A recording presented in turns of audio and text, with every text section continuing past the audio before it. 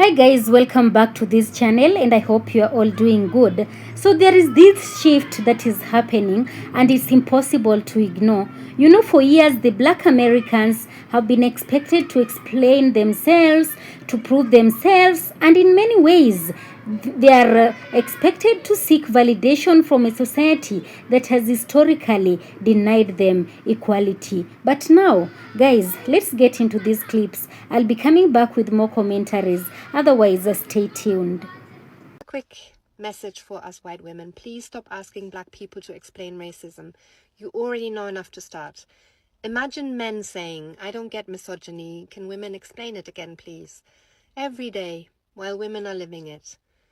And that's what you're doing. So it's not education, it's just offloading the work. So if you're white, this is yours to figure out. Please read, listen, call it out, especially with other white people, because racism really doesn't need more explanations. It needs more people willing to challenge it every day. Our problem has been, as black people, we've always been concerned about white America, never about us. And what we've always thought is that white America equal the same interest as us. That is not true. We always want to prove what good Americans we are. The very first man to die for the War of Independence in this country was a black man named Crispus Attucks. He was a fool because here he was dying for white folk freedom and millions of his brothers were enslaved in the very country. Oh, but we wanted to prove what great Americans we were. We begged the white folk to let us fight in the War of Independence and they said no. So we organized ourselves in bands of armies, training ourselves with our bare foot to prove to the white folk what great Americans we were. And finally they came and inspected our troops and said, "Good niggas, you can fight." And they had us fighting the Indians. Like fools, we should have teamed up with the Indians and take care of you know who. Black folks, stop explaining to white folks why they shouldn't be saying the N-word, okay? At this point, just agree with them and then also tell them that the most ignorant-ass brother or sister you know is also okay with them saying it, okay? We're doing setups all 2021. Why are you still giving people the power to define your worth? This is just my perspective. You don't need their likes, their approval, their applause, or their validation. What you need to do is trust yourself. Some people won't get you because they were never meant to get you. Stop shrinking for people who wouldn't even stretch for you. But that's just my perspective. What's your perspective? Have a good day. Peace.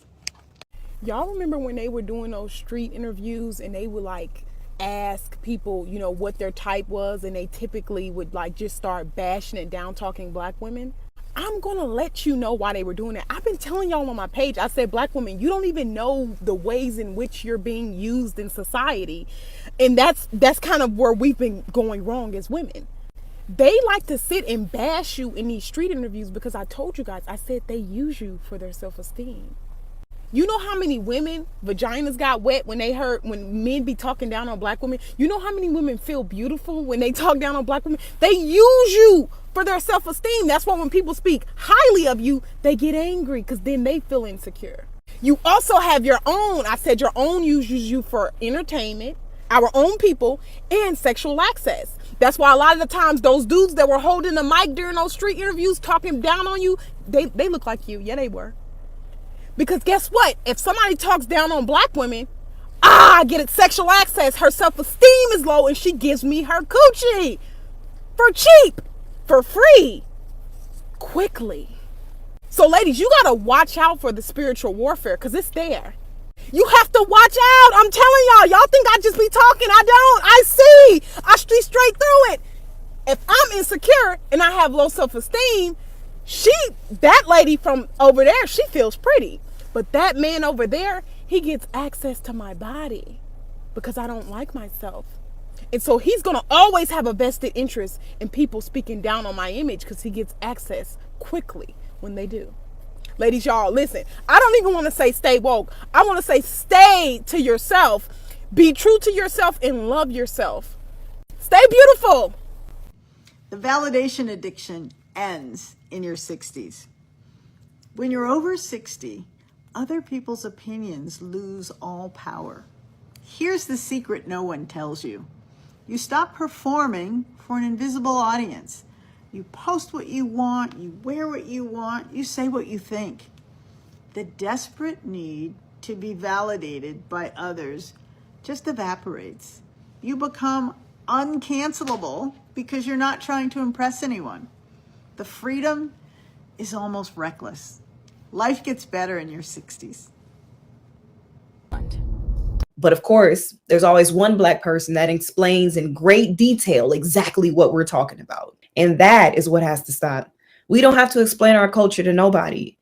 It's like, if you know type of thing. We've seen a lot of people tell us that we don't have culture while profiting and monetizing and hijacking said culture. And we've seen a lot of people become very wealthy from just knowing a little bit about our culture. But yeah, the point I'm making is this. Don't explain. If they don't know, good. They don't need to know. Do not explain our culture to nobody. I don't know why people continue to do it, but I keep saying that when somebody that is not of authority is asking you questions, you are not obligated to answer them. And by answering them, all it does is give them authority and power over you. It puts them on a power trip and it escalates the situation. I want to tell you guys something that happened to me yesterday. I am an investor in a business that's being built. And yesterday I thought, I'm going to swing by there and see what the construction looks like and how it's going. And I go over, and the crazy thing about it is it's a community that has been gentrified. So I go over to the business and I'm just kind of walking and I'm looking, it's the middle of the day, right? And Karen comes running out, excuse me, right? And I'm thinking, I don't have any answers for me, and you are not going to be asking me any questions because I'm not going to give you any answers. So I just continued to ignore her and continued on with what I was doing. And she just kept, excuse me, ma'am. She kept running over. And then finally she's like, I know the people that own this. And so she didn't get to the point of threatening to call the police because I didn't respond. Now, had I started with trying to explain to her that I'm justifying my existence to her, that would have given her the authority. And the next thing you know, she would have been calling the police or getting in my face and getting her ass whooped. One or the other, right? Just don't respond to them. Black Americans, we do not have to carry our freedom papers. We're not slaves. Now, we don't have to carry papers around that shows that we are free Negro. We don't have to do that anymore. And by answering those questions, by even being asked them, that's putting us back in a time where we had to justify our existence and justify the fact that we could walk around free. No, don't respond to them. You do not have to answer. If it's someone that is not of authority, and I knew she wasn't one of the investors because she ain't been to none of the investors meetings, right? And if she had, she would have knew who I was. And second of all, coming up and telling me that she knows who owns the business, you know where she was going with that. And I'm telling you guys that just not responding to them is a way to de-escalate the situation. So the next time a Karen or Ken comes up and they're asking you questions about something that is none of their goddamn business, do this. Simply do not respond. And I better not ever catch another Black woman on this here app parting her hair, proving to people by showing her scalp to people that that's her hair growing out her head. They don't ask nobody else to prove that that's their hair. And you're proving it to people on the internet, strangers. You don't have to prove if that's your hair. You don't have to prove if that hair is growing out your head. That is nobody's business. I wish that we would stop doing that. Black women can grow hair. Newsflash. We're able to grow hair. Stop parting your hair and proving to people that that's your hair. That is none of their business. Stop getting on this internet and proving that. Now, if you want to sell hair growth products and that's what you need to do in order to get your bag, sis, get your bag. But if somebody get on the internet and be like, oh, that ain't your real hair, and you want to do another video just to prove that's your real hair, don't do that. Stop doing that. They don't ask no one else to prove that. So guys, as we continue watching, this is a powerful video, and we are here to dive into this growing shift as the many people from Black American community choose self-worth. They are choosing independence and unity over external validation. So this cultural awakening is sparking intense reactions, confusion, and even frustration among some white Americans who are struggling to understand the change.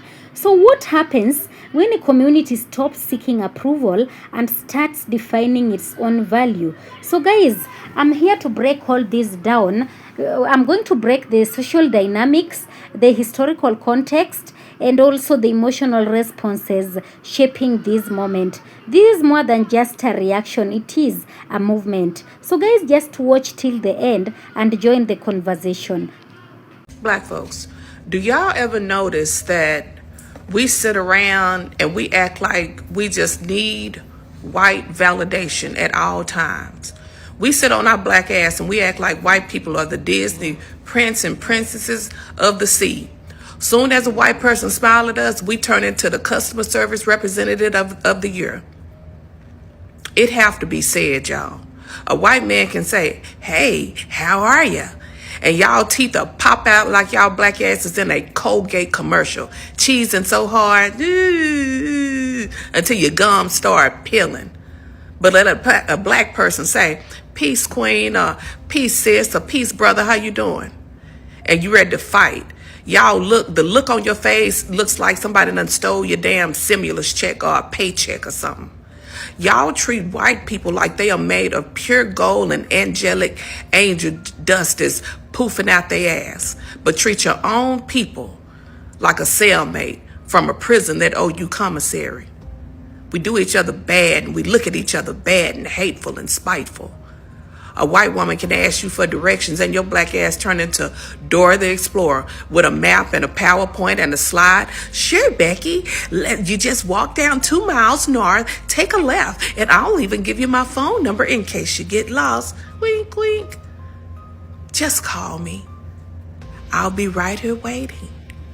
But let Shaquanda ask you where the damn Walgreens is and suddenly you like Forrest Gump, running for your car, looking down at your phone, acting like you don't hear nobody, acting like somebody done asked your ass to donate a kidney.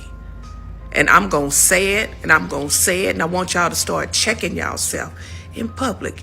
You do it unconsciously, not even knowing you do it. Some of y'all got an internal white approval syndrome, where validation only counts if it gets a pale stamp on it. We need to unlearn that mess. People have been saying this, y'all, for decades. They fear us uniting and becoming together as one people. Black people are not your enemy. Stop rolling out the red carpet for folks who wouldn't even give your black ass a paper plate at a damn cookout. I'm Dr. O. So guys, yes, something has changed. The black Americans are done seeking validation. And that shift, it's making a lot of people uncomfortable. Yes, you know guys, for generations, the pressure to be accepted, to be seen as equal or worthy has shaped how black Americans navigate the society. And also, from the workplaces to media to everyday interactions, there has always been these underlying expectations. There has always been this underlying or being exceptional, and maybe you'll be accepted. But what happens when that expectation is rejected? What happens when people say that we don't need your approval anymore? That is exactly what we are witnessing today. So guys, let's talk about this cultural shift. Across the social media, in conversations and within communities, there is a growing sense of self-definition. Black Americans are choosing to prioritize their own voices, their own standards, and their own identity, even without filtering it through the lens of outside acceptance. So this is not about exclusion, it's about independence. It's about saying that our value does not come from how others see us. It comes from who we know we are. But here is where things get interesting. This shift is triggering reactions from some white Americans. Why? Because when a group stops seeking validation, it disrupts some long-standing social dynamics. It removes a certain level of control, expectation, and familiarity. For some, it creates confusion. Why don't they care what we think anymore? And for others, it feels like rejection, even though it's really about self-acceptance. So validation has always been a powerful social tool, and when one group seeks approval from another, it creates an unspoken hierarchy. But when that need disappears, the hierarchy starts to crumble, and that can be unsettling for those who are used to being in the position of giving or withholding that validation. Yes. So, what we are seeing now is not anger, it is evolution. A generation that is more aware, a generation that is more confident, a generation that is more grounded in its identity than ever before. This shift is not about division. It is about redefining value. It is about power, redefining power, and also redefining self-worth. And like any major change, it comes with resistance. Yes, so the real question is, what happens next? Can society adapt to a world where validation is no longer the currency of acceptance? Or will the tension continue to grow as old expectations clash with the new realities? One thing is certain, guys, this shift is here and it's not going anywhere. Yes, so guys, if this message resonated with you, make sure to like, make sure to comment, and also share your thoughts, guys. Let's have a real conversation about what this moment means for the future. Anyway, guys, thank you so much for watching. Of course, all credit belongs to the original creators of the video. In this video, it's meant for educational purposes and commentary purposes as well. Thank you so much. Be blessed. Peace be with you. Until the next one.